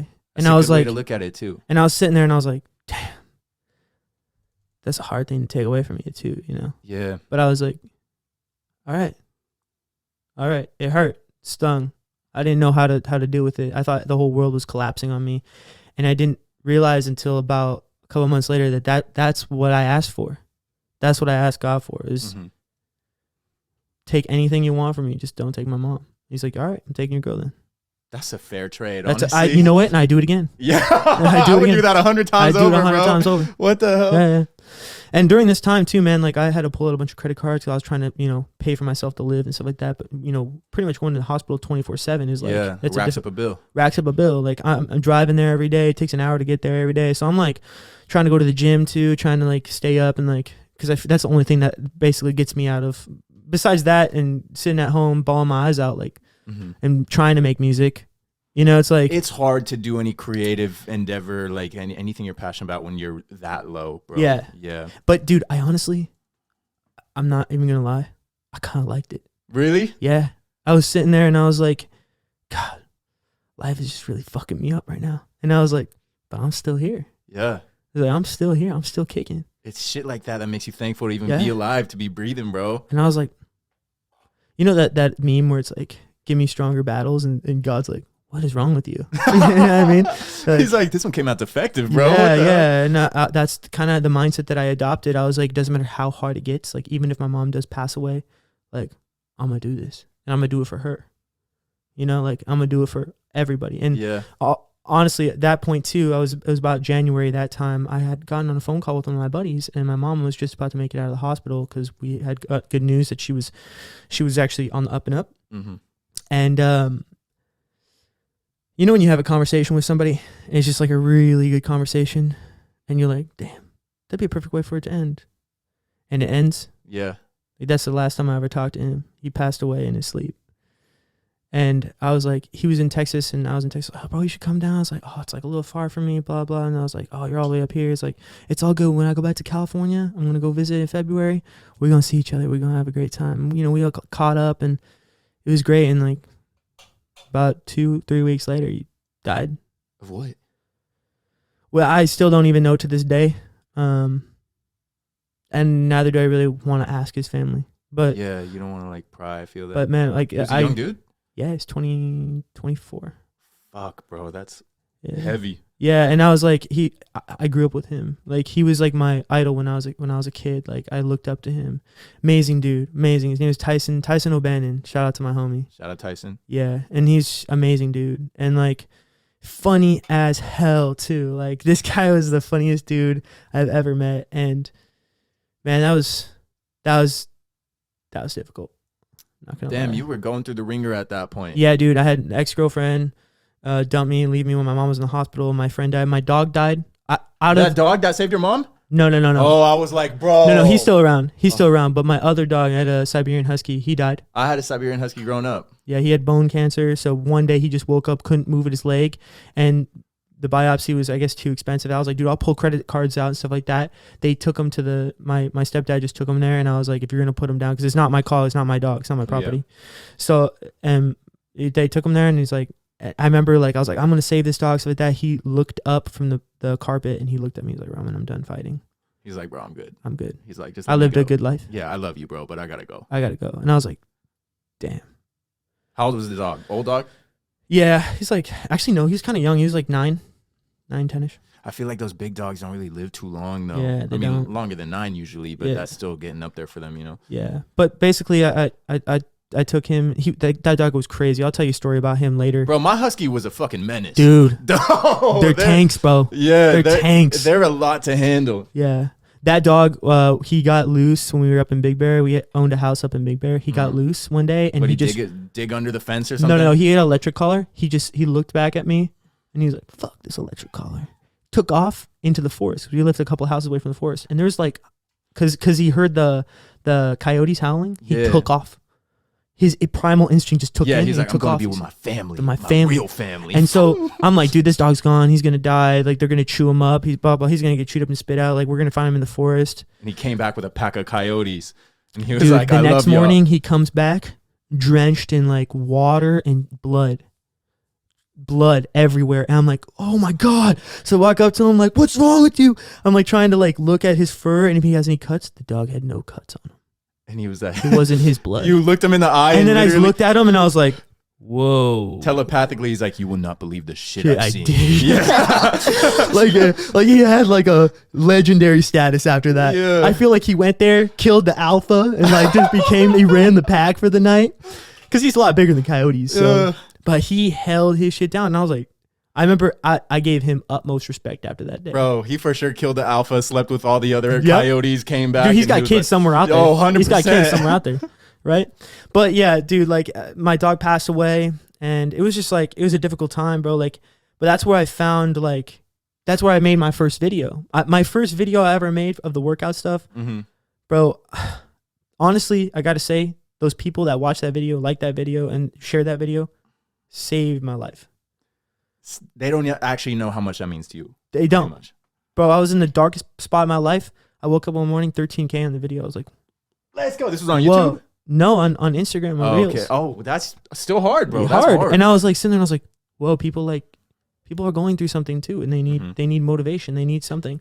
So I continued with the videos. Boom, another one popped off. Boom, another one popped off. I was like, dude, people connect with this, I started getting DMs from people saying like, dude, like your content's helping me deal with life. Like, I totally understand this girl did this to me and it, you know, hurt me and affected me in this way. Yeah. And I was responding to DMs like every day, like, dude, you got this, stay motivated, stay blah, blah, stay like this. And nobody knew like kind of like what I was going through at the time. What I actually went through. I was just posting these like motivational videos that was getting me through it. Cause honestly, like I was in a difficult spot in my life. And the only thing that got me out of it was these YouTube what are they called? Blanking right now. Motivational videos. Okay. And they got me out of my rut. Like, if I was feeling down, I couldn't do it or whatever it might be, I didn't want to go to the gym, I would throw on one of these videos and I'd be like, it'd get me in the zone. I'd be like, all right, we going. What kind of videos? Was it like specific people or just kind of like motivational videos in general? Random ones I found, I would save them in like a little playlist. Folder. And then just play them whenever you need them. On repeat. I wouldn't even listen to music sometimes. I would just listen to that. And it just made me have this like, I knew I had to reset my brain. If for me to get through that situation, I knew there was only one thing I could do. And that one thing was I had to recreate my neural pathways to deal with pain in an efficient way. Yeah. I could go and fall down the gutter, go to the bar every day and get shit-faced drunk. Or you use the pain to fuel you. Use the pain to fuel me and build my body, build my mind, and be stronger. There's one of two ways. And I knew my mama ain't raised no bitch. There you go, bro. So I had to do it for her. I had to do it for my homie Tyson. I had to do it for my homie Certified CB. You got to do it for the alpha dog, bro. Yeah. You got to do it for everybody. That's why like I really value like when I say goodbye to somebody, like that's a really important thing to me. Like when I, you know, a friend that I've known for a really long time, I make sure I really say goodbye to them. Yeah. Like, come here, bro. I'm gonna hug you. All right, I'm gonna see you again. Kiss your homies, bro. Like it's not gay anymore. Like for bro, real. like tomorrow could be the end. I can get pulled up on tomorrow. Wrong place, wrong time. Yeah. I believe in that too, and it's something I struggle with as a person. I can admit it, to like let people know that you like care about them, or to just be grateful for the people in your life. Like even if it seems corny or whatever, like just send that text. Be like, hey, thinking of you, love you, whatever it is, you know. And I feel like for guys especially, it's like it's frowned upon because it shows like weakness or you're not masculine or whatever the fuck it is. But like my boys, bro, we end conversations and it's like, love you. I'll send a heart. I don't give a fuck. I'll send the red heart, bro. Like I love you. Like my homies. If you're my boy like that, like I'm gonna make it clear, like you mean something to me. Exactly. Yeah. And it's not, bro, I'm over the fucking stigma of like, oh, that shit's gay or like whatever. Like whatever. Call me gay, dude. Like I love my boys. Yeah. I mean, dude, there's nothing like that brotherly love, you know what I'm talking about? 100%. So like, yeah. Like, sometimes your boys are the only ones you got. Like when shit really hits the fan. Yeah. Like they'll pull up. They're like, do I need the strap or not? Or like, are you good? Like emotionally. But also, you know, I've experienced things where I thought my boys, and then like shit pops off and they ain't there.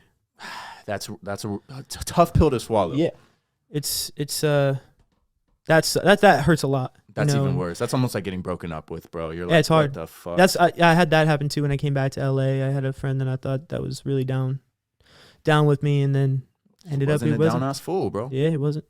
He was just with me because it was convenient. He was kicking with me because it was convenient. I was like, and it was helping him out. My mom told me I had a similar situation in terms of breakup and like what got me into the gym. It was same shit. Really toxic relationship that I was in. Ended terribly. I kind of touched on it when you came in. Like we lived in this apartment together, type beat. And then we broke up super ugly. And I was like really fucking depressed, bro. I was down in the dumps.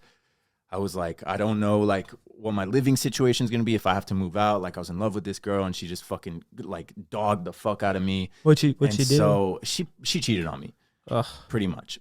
And then I was like really upset about it. So I was like, well, fuck it. I got nothing else going on. I wasn't in the gym yet. And I was like, got really into drinking. Was like, bro, this mini fridge stocked with beers. I had the freezer part stocked with like hard liquor, bro. And I would just be in that chair you're in, just fucking drinking all day, all night. I was like, I need to get out of here because we lived together. So I went to Vegas for a month. And Vegas is not a good place to heal or recover or do anything. I was out every night, bro. Yeah. And I was like hooking up with so many girls, like blacking out, just being fucking dumb, just trying to feel anything, you know? Yeah. I was like, I just want to like feel myself again. And then it was like in one of those blackout moments where I was like, bro, I got to make a change. Like something has to happen because like I'm doing all these things that are going to numb the pain or make me feel better in the meantime. But like, it's just making me feel worse. So that's when I really this was like the end of 2021, when I really got into like self-improvement and going to the gym and doing all this stuff. And I was just watching a lot of YouTube like content creators in the self-improvement space. And I was like, I want to fucking do this. Like, I just need to get my life together. And so, like you said, I had to reset my brain. I had to reset my body. I had to reset everything. It was like, for me, it was kind of a transitional period where I was shedding an old part of the person I was. And I was like, I'm going to be better. So now I'm on my second year of sobriety. I haven't touched alcohol since, like completely stone cold sober, bro. I cut out all the drugs. I cut out all the BS, bro. And I was like, I'm going to focus on this podcast, which I wanted to start. So it was all podcasts, gym. And now I'm like, I can tackle a little more. So it's like YouTube videos.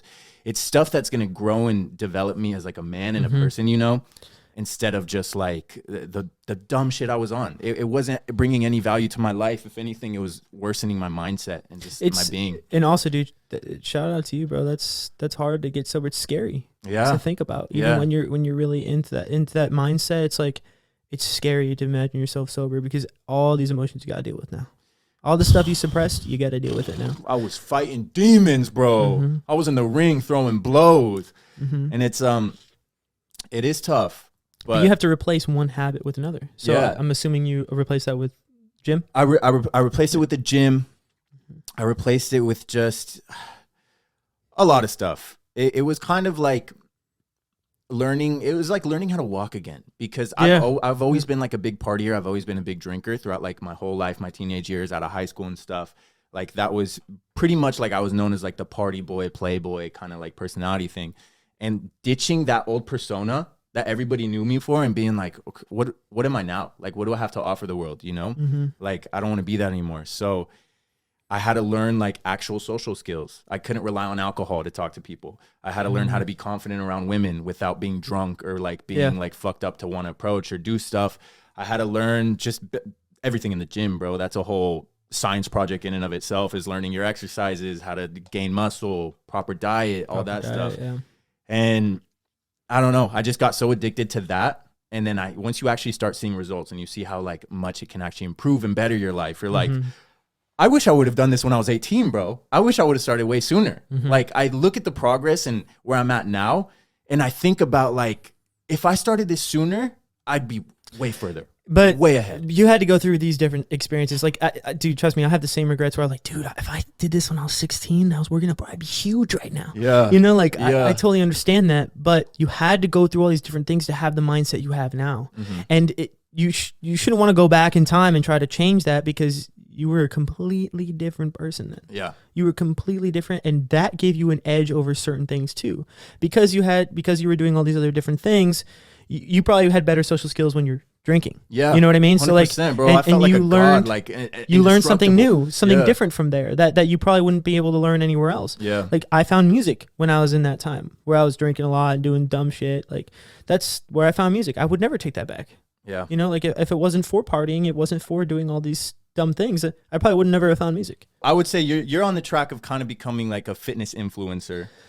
I don't want to be known as a fitness influencer. I actually want to do music. Yeah, I'm the same fucking way, bro. I want to be known for my music, but I feel like it's easier to pop off in like other spaces. Yeah, and then kind of just tail it back. Like I do want to mix both together though, because I feel there's only two other people that I've seen do that. One of them is some Russian guy, and the other one is this guy named Dinosis. He's a DJ. He's they call him Baby Z's on Instagram. Okay. And I actually connected with him, so we're gonna lift when he comes back to LA. Let's go. Do you know who Electric Mantis is? Yes. Yeah, Electric Mantis. He was like, back when I was really getting into EDM, he was already on the scene, releasing bangers, like really getting popular and big and stuff. And then I was on TikTok the other day, and this dude's a whole fitness influencer now. Like he's fucking shredded. He makes like a lot of fitness content. But I was like, bro, you make bangers. See, that's the thing. There's a lot of DJs that do that. Yeah. But there's no like rap artists or singers that do it yet. So are you mainly in like the rap space with your music? Yeah. I would say I don't want to be labeled as anything. I just want to make good music. Yeah. So I'm actually working on like pop tracks right now. So I got an EP on the way. Let's go. That I'm working on. I'm thinking about calling it Black Hearts Club. It's got like I'll throw you the image that I got for it, the album cover. So it's basically like a heart. Some unreleased tunes too. I want to check it out. Yeah. I mean, it's not like unreleased stuff. I'm slowly putting it out there, like just trying to market it, putting in a couple of videos. So I mean, don't want to keep it to myself. You know what I mean? It's like I want it to be out there, you know, and if people want it and there's a demand for it, then yeah. I'm just going through the mixing processes right now. I'm not the best mixing engineer, so I'm trying to learn more. Are you recording your stuff all by yourself, or are you going to like studios? Everything's by myself. Okay. Yeah. Just like in your apartment. I'm working with a beat producer right now by the name of Wavy. If you guys haven't checked out his stuff, you need to check out his stuff. Shout out Wavy. Wavy, that's like the 30th shout out this podcast. Yeah, shout dude, out Wavy. amazing guy. This guy, I literally started off on Ableton. He was working on Logic. I was like, man, we got to get you on Ableton. You know the grind. Yeah. So we got to get you on Ableton. Once I got him on Ableton, dude, this kid was a monster. Really? He surpassed me by like light years. This kid was so fast. In his first year, he made 700 beats. Damn. That's a lot. Dude, that's like multiple beats a day. And he's finishing them. Bro, I've been producing since 2016. I don't even think I've made 700 beats. Yeah, like, that's so many. In 1 year. And he taught himself. His music is so amazing. He mixes everything by himself. It sounds sonically perfect. And I'm like, where'd you go to school? What'd you do? He's like, oh, I just taught myself. YouTube Academy. Yep. Yeah. I was like, damn. So I'm working with him. Good. He's amazing. Yeah, we're going to have I'm going to get into the funk scene pretty soon. So, you know, like Freddie Dread. Some stuff like that. Okay, I like that. Like funk type music, like the stuff that they play with like cars and stuff. Hey. So like that kind of stuff. We got a track right now we're working on. I got some more rap stuff on the way. I do have like a pop track on the way. I got a whole sad EP on the way too. That's like sad music, piano. That meme of like Lisa Simpson and she's drinking like the sad juice or whatever the fuck it is. That's me with sad music, bro. I love that sad shit. Yeah, from that period in my life, I have a lot of tracks that came out of that, and I just want to perfect them. Dude, I have a whole EP that I'm releasing. It's from that period of my life. It's a bunch of breakup songs that I made, and it's like maybe like 5-6 songs, and I'm just gonna release it and just call it like a bunch of stupid breakup songs. It's gonna be the name of the fucking album. Bro, we gotta collab on some stuff, dude. Yeah, I'm down, dude. I'm down. Look at some stuff started. Yeah, if you're looking for producers, bro, like I make all my own beats and shit as well. Yeah, dude, I'm always looking for producers. I hate actually making the beat. That's the funnest part to me. But like sitting down and like writing lyrics, recording, I love that. vocals, that's the shit I love that. So, I love that. So it's like, bro, I'll ghostwrite. Match made in heaven, bro. I'll ghostwrite for you too, bro. I don't care, bro. I love like writing like catchy hooks. I like catching like people's attention. That's like really interesting to me. And there's a psychology behind it, and I love psychology. So a beat can only take you so far, but you pair it with like excellent, like a catchy hook or something. It doesn't even have to be the most. Like, the rhythm's got to catch you too, bro. Like you got to have a good flow. Like if you don't have a good flow, you're in some trouble. Your flow is everything. I used to work with this kid, and I told he was like, your music's like good. He's like, how do you get like your vocals to like all this shit? And I said, bro, it's your flow is everything. Yeah. But like coming up with the flow is kind of like piecing together a puzzle, you know? It's kind of like piecing it together and then being like, nah, that doesn't go there, but this goes there, or like this word's too long, let me take this out, plug it with this. All right, this is like... Honestly, I don't even take it to that extent anymore. I took this course by Charlie Puth, and I also like, I grabbed a lot of information from actual producers, and watching these like famous people in the studio making music, bro, you don't actually like sit there and like... write words. You don't create the music creates itself. It's kind of like one of those weird topics where it's like, but it's his actual truth. It's like you have a huge stone in front of you, and all you have to do is carve it. It will create itself, and you have to know where it wants to take you. Because it's a lot of people try to force their narrative on the music. Yeah, you can't do that. A lot of the stuff that I write, I probably haven't felt myself, but I know that the music wants to share that. The music wants to push that. So it's like, if I feel that and I feel like this lyric coming along, what I usually do is I don't write anything. I don't write anything on any piece of paper. I don't write anything on my phone anymore. I just freestyle it. Really? Yeah, and I let the music kind of take its course. I get the flow first by humming it, and then after that, I don't know what happens, but it's just like this thing in the back of my head tells me this should be the lyrics. There's a lot of artists that you'll see them in the studio, a lot of recording artists, and it may look a little goofy at first, but they're doing something similar. They'll be like in the studio on the mic, like, like finding the melody, finding the rhythm. And then once they kind of find a flow, that's when they start plugging words in. Because there's no point to put words into something like, unless you like really have like something that you like really want to say. Yeah. But I mean, there's every song that you approach, you should be approaching it differently too. I'm collabing with an artist right now. I made this crazy fucking beat, and he's like a R&B, more like soulful kind of dude. And so I hit him up, and he's like, yeah, like I'd love to work on this track, whatever. And he sent me back like a little demo. And he's like, there's some words there, but the rest isn't really there. Just let me know what you think about like the melodies and stuff. And the whole track was just like him humming these melodies, but they were good, bro. They were good. And so it made me picture what could be of this track. And I was like, full send, like green light, just do whatever you want. Yeah, I was like, I trust the vision already because that melody was catchy as fuck. That's the other thing with like co-producing and actually like working with other people too. You have to let them do their thing, 100%, and you have to you know trust them that they're gonna get the job done. That's something that took me a while to really settle into, was collaborating with other artists. Yeah, because I feel like as an artist, you have like this vision. You're like, it needs to be this way and it needs to be perfect, and it's like my way. This is how I want it to be. But when you get someone else in the mix, you're on this trajectory, and then it just, they're like, what if we go here? And at first I would kind of deny those options. I'd shoot them down. I'd be like, nah, like I wanted this. But now when I'm working with artists, I kind of just make the beat and I'm like, you finish it. Like, I want to see what you got. What you do with complete creative liberties. Yeah. And you'll be surprised. But like, sometimes you just have to trust in the artist you're working with. Obviously, there's an old rule where it's like only collaborate with people that are like on the same level as you or better. You know, you don't want to really collaborate down. But like, if you're have that rule of thumb in mind, like you got to trust that these people are going to bring some fire, and they usually do. So I'm open to all creative possibilities now. Yeah. Dude, I'll send you some unreleased stuff. Dude, do it. I'll send you some. I'll show you after this, bro. Sure, I got the you could speakers play. ready. You could play in the background of this. I'll put some stuff on it. Yeah. I could actually, if you want to do this, I had another buddy, Slang Dogs, on this podcast. He's popping off in the EDM scene. He's like playing festivals. He's touring. He's doing all this stuff. Yeah, like he's really. And I went to school with this kid. He's like one of my best friends. And at the time, do you know who Keizo is? No. He's a big EDM guy. His track got picked up by Keizo to be released on one of his remix albums, EPs and shit. And so it hadn't come out yet. And we were talking about it on the podcast, and he's like, fuck it, bro. He's like, I'll send it to you. He's like, just play it at the end of the podcast. So if you want to do something similar, invite to like, I can plug some I'll send you music. all the stuff from the new EP, send you some new stuff, and then you pick which one you want to put on there. I can play one on like the credits of this thing. Yeah. Yeah, I'm down.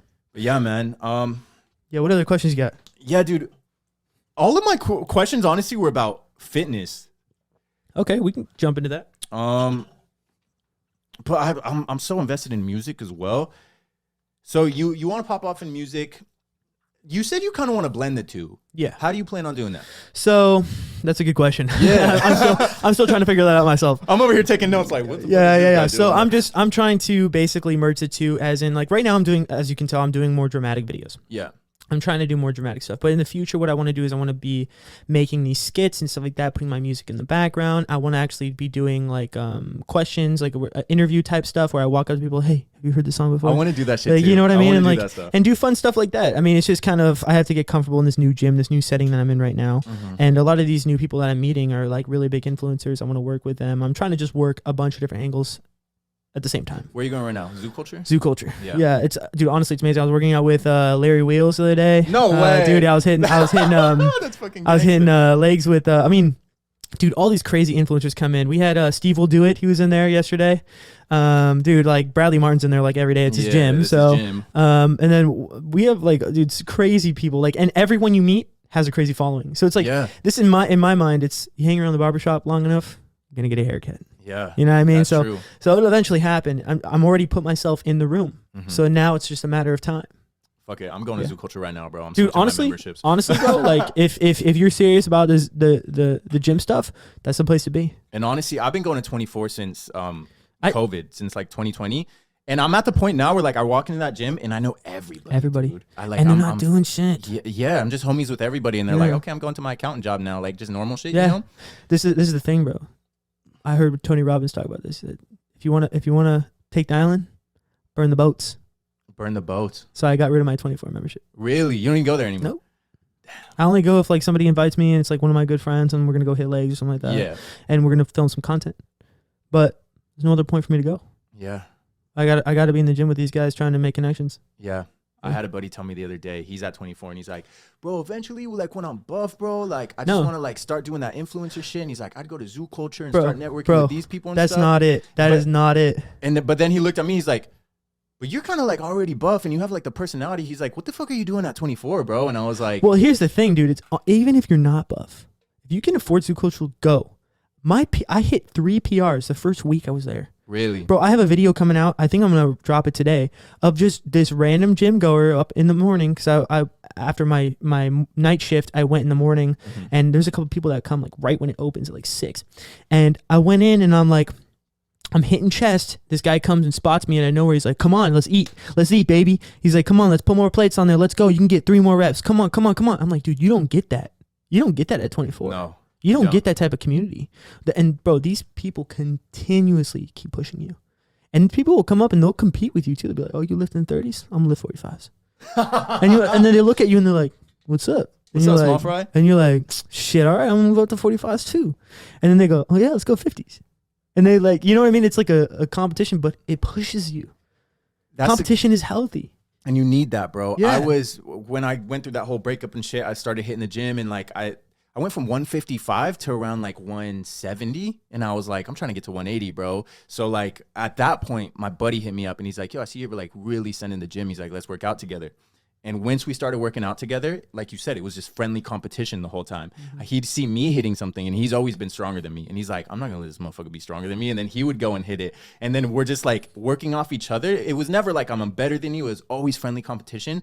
But in that period that I started working out with him in like those 2-3 months, I saw the most amount of gains and the most amount of progress just because we were like, nah, you could do more. You could do more. You could send it. And I still work out with this kid to this day, bro. What's it like working out at Zoo Culture? I've thought about it. I just can't really...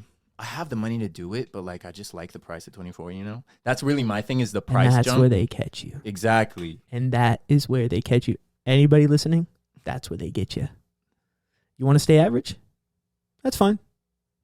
But if you want to take a step up and you want to make an investment in yourself, it's going to cost you money. But you're going to see return on investment. God damn, bro. I never looked at it like that. Yeah. Bro, think about it. I mean, that's how the financial system works in the United States. Yeah. Like, that's just capitalism. If you want to stay in your tier, by all means, do the same shit that your tier is doing. But you want to take a step up, you got to do something different. To get different results, you got to be completely different. Shit. I'm going to Zoo Culture. Dude, you have to. Convince me, bro. Bro, come today. For real? I'm going right after this. Damn. I was hitting the gym after this too, but I was going to get my boy go to 24. No, grab your boy and let's go to Zoo. Do they do like day passes? Yeah, guest passes $60. $60 for the... Yes, but they want you to get a membership. Yeah, a membership's like what, 100? $125 a month with a $300 sign up. $300 sign up. Oh my God, bro. It's worth every penny. That's a fat investment. You're working out with Larry Wheels. That's crazy. Bro, you're working out with fucking C-Bum will come through. For real? Yeah. Damn. Sometimes big dudes come through. Like, I mean, I know I've seen some like at the 24, Breon Ainsley or Yeah, I he works always there all the time. slaughter his name. Yeah. But I saw that guy there and I was like, dude, I saw the IFBB pro on there. And I'm like, are you an IFBB pro? He's like, yeah, man. Little did I know he's competing with C-Bump. Yeah. And I'm like, dude. He's there every day too. I always see him. That guy's awesome. Yeah. That guy's cool. And he's super nice to people too. Yeah. He's the one that took off his shirt and put it on C-Bump's arm, right? I think so. Yeah, I think so. I didn't watch the Olympia, so I don't know. Well, that was a while ago. It was Olympia a while ago. But yeah, I can't confirm he goes to that 24. Yeah, but I'm telling you right now, you want to make a change, you want to take a step up, and you want to take a step forward. Like, you know how many people you can get on this podcast just by being in the room with them? Be like, hey, man, I got a podcast. You want to be on it? You want to hop on? Done. Fuck. First day, I'm walking right up to Bradley Martin like, you want to be on my podcast, bro? Well, he has podcasts there, too. So if anything, if he sees your podcast and he notices you, he'll bring you on the podcast. He has podcasts in the gym. In the middle of the gym, he'll set up a podcast table and he'll do a podcast. You'll be walking by and be like, what's up? And you'll be in his podcast. Yeah, that's fucking crazy, bro. You can be in content. Like sometimes big people shoot content and they'll come up to you randomly and ask you for a question. It's like that. You're in somebody's content. And that's like, you can completely do that over there. Like, you want to set up a tripod. Or you can walk up to your famous influencer. And I walked up to, what's this guy? I forgot his name. I want to say Nagin or something like that. It starts with an N. He's this Asian influencer. He's awesome, dude. He's ripped. Really? Yeah, dude, he's crazy. He's got crazy hair too. It's awesome. And I walked up to him. I was like, "Hey, man, are you using this piece of equipment?" He's like, "Oh no, man, I'm not." I was like, "Bro, I just want to say, you're awesome. I love your content." He's like, "Oh, cool, man." He's like, "What's your name?"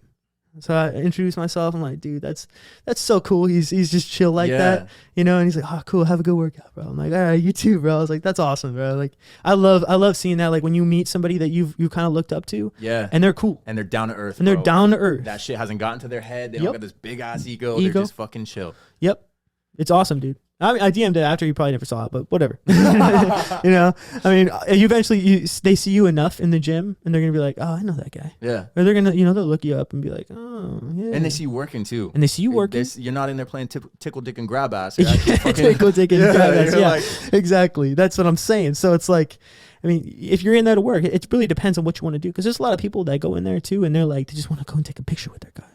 You know, they want to go take a picture with some random, you know, IFBB pro or something like that. They want to go take a picture with their favorite, you know, online celebrity. Okay, but if you do that, you're a fan now. Yeah. Yeah, you're a fan now. They're gonna think of you as a fan. You go up to be like, hey, sir, I would love to work for you. What can I do to help you? Mm-hmm.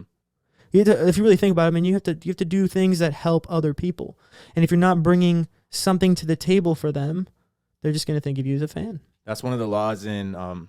Have you read How to Win Friends and Influence People? That's what I'm reading right now. Me too.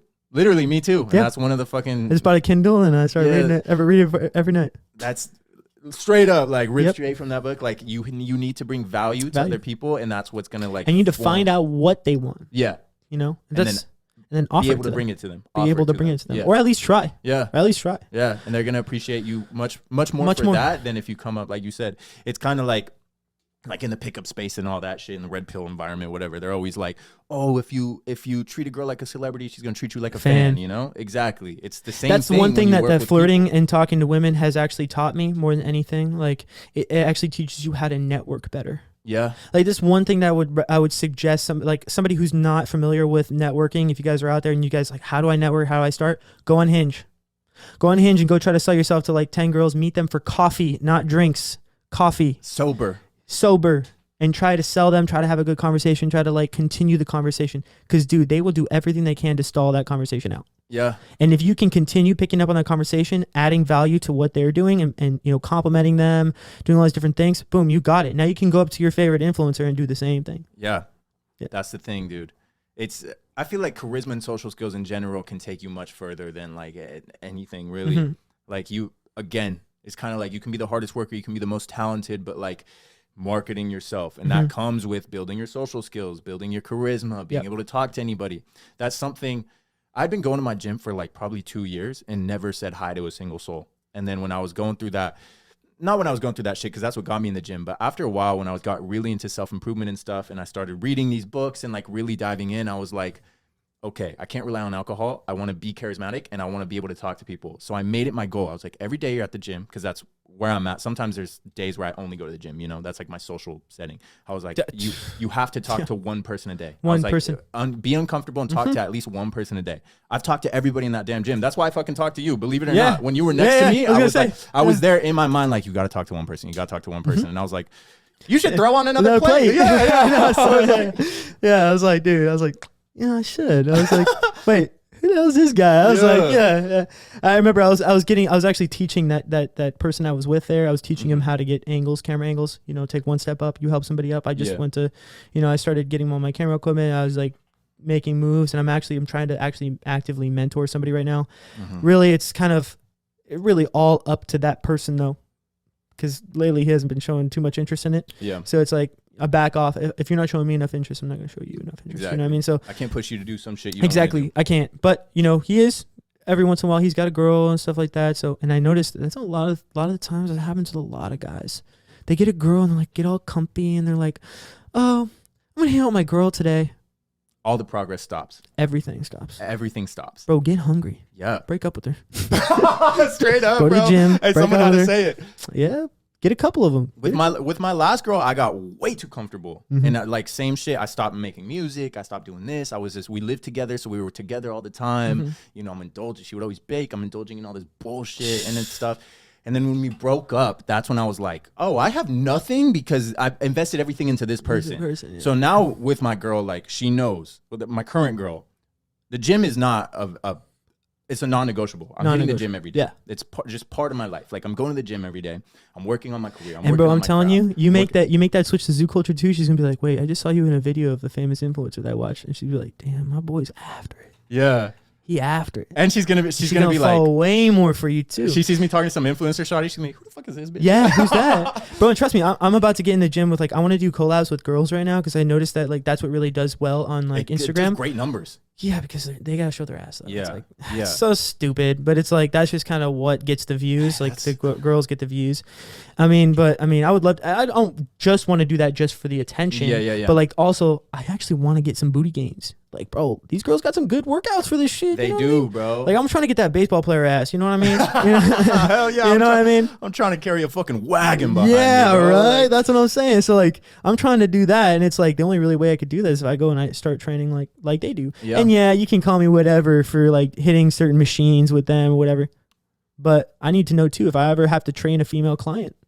Now I know what to do. yeah. Yeah. Straight up. It's all about the knowledge, especially in the gym, dude. In the gym, that's one thing I like about the gym. Well, maybe now with social media and stuff, it's gotten a little kind of like, I don't want to say toxic and stuff, but like for the most part, you go in the gym and it's like really is a judgment-free zone. Like Yeah. if I'm doing my thing, cool. I see someone else doing their thing. I'm like, hey, that's cool, whatever. Girls do their thing. What are you gonna say? The only time I judge is when somebody ego lifts. 100%. And they're dogging on you for like lifting less weight. But then you see them and their form is like, bro, you're gonna Horrible. Yeah, you're And you're gonna like- throw out your back. Your And- joints are begging for their damn life, bro. Yes, Like, bro. And yeah. sometimes I see that I'm like, hey man, can I give you a tip? You know, like, can I? And then usually they'd be like, no, I'm good. They're It's like, like, bro, I okay, lift more cool. than you. I know what I'm It's doing. like, all right, bro, I'm good. Okay. Cool. Yeah, do your thing. Break yourself. You're like, I tried to help I you, tried. bro. I Yeah, tried, bro. All right, bye. That's Damn. all you can do. All right, well, we got like a few minutes left. Any final closing statements you want to say? And also, where can people like find your content? Shout yourself out. Do a little shameless plug. Okay. right Yeah. So basically, you guys can check me out. I'm on Instagram, Roman.Atlaz with a Z, Atlaz. You can check me out on YouTube, Roman_Atlaz. I think it's Roman_Atlaz. I have all the links and stuff in my Instagram bio. I have links to everything everywhere. You guys can check out my EP sneak peek. So I got a little sneak peek out right now. You guys can check that out. What else we got going? We got some more YouTube videos on the way. We got a couple collabs with my boy Zev coming up. Do a little leg workout. My boy's big as hell. You should see his legs. He's been working for like, I think 8 years now in the gym, Goddamn. and he has the physique to prove it. Yeah. So Beast. basically, I'm learning. You guys are gonna be learning along with me. When it comes to that, I got a little collab on my first YouTube video at John Reed with my boy Jared Emanuel, Rocky Era, and my other boy Art. And we got that video up a couple weeks back. I mean, it's pretty cool. You should check it out. That's just kind of intro to the whole channel and whatnot. What else we got going? Yeah, the EP is like the main thing. That's what I really want to like. Check out his music. Yup, check out the music. I got another EP that already released last year. A bunch of other songs you guys can go check out over there too. I'm on Spotify. I'm on Apple Music. I'm everywhere. Roman So- Atlas on all of those. Yep, Roman Atlas on both of those. Yep. All right, bet. Yeah. Well, dude, it's been a pleasure having you. Dude, thank you, A lot bro. of good content in this. A lot of good Yeah. conversation. We should do this again. I'm down, bro. Yeah. Anytime, pull up. Anytime. Yeah. I'm always looking to have people on. So Hell yeah, I'll bring some other people too. fuck yeah, See bring if we whoever you can- want. Bring Yeah. everyone you just shouted out. Yeah, bro, I'll bring a couple dudes, especially from the gym too. Yeah. Yeah. Toop. Dope. All right, well, bro, thank you for coming Yeah. on. Thank you, bro.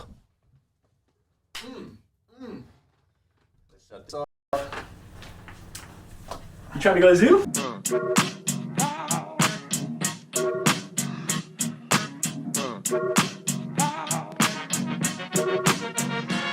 It's automatic. The way she moving her hips is getting graphic. And I'm loving what she do, call me fanatic. Run it back for me, baby, that's magic. And all these other girls copy, she a classic. I'm in the game, but I'm not here to practice. I run the digits up, mathematics. And all the shots that I take, catch them static. Gotta keep it fresh, gotta switch up on the tactic. And she classy, oh. She got attitude, but it's not real sassy. Cutie on the gram and she like a shit fancy. I study her curves, cause I'm loving her anatomy. She keep texting me that she down. She keep letting me know that she going out. She keeps sending me pictures face down. Oh, like that, back it up. Oh, I'm down with it. Oh, I'm down with it. Oh, I'm down with it. Oh, shit. It's automatic. The way she moving her hips is getting graphic. And I'm loving what she do, call me fanatic. Run it back for me, baby, that's magic. And all these other girls copy, she a classic. I'm in the game, but I'm not here to practice. I run the digits up, mathematics. And all the shots that I take, catch them static. Gotta keep it fresh, gotta switch up on the tactic. I'm back and I'm better. Kick me when I'm down, you better hope I don't recover. Cause I'm coming back 10 times more clever. Boy, you got me twisted. this endeavor, we could keep it low key. Or whatever, schedule packed all semester. But I could teach you some things, baby, call me the obsessed. She texting me that she down. She keep letting me know that she going out. She keeps sending me pictures face down. Oh, like that, back it up. I'm down with it. I'm down with it. I'm down with it. Oh, shit. It's automatic. The way she moving on that shit is getting graphic. And I'm loving what she do, call me fanatic. Run it back for me, baby, that's magic. And all these other girls copy, she a classic.